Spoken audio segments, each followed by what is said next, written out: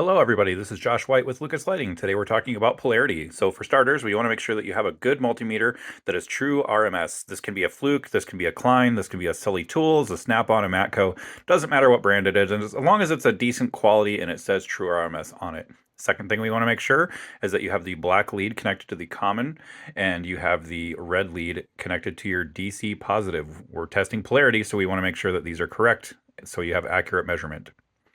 Very first thing you want to do is unplug your harness that you're going to be testing. You can see the end where we're going to be testing, and you can see the wire side. They correspond. While you're in there, take the bulb out. We're going to be replacing that anyway. Turn the headlights on to the on position, and if you're doing high beams, make sure to activate the high beams for testing those as well.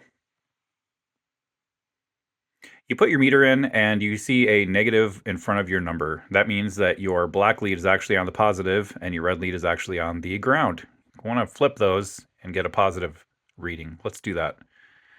There we go. So we flipped them. Now we have a positive number. What that tells you is that the red lead is on 12 volts positive and the black lead is on your ground. Now we know that we're going to plug in our bulb or decoder.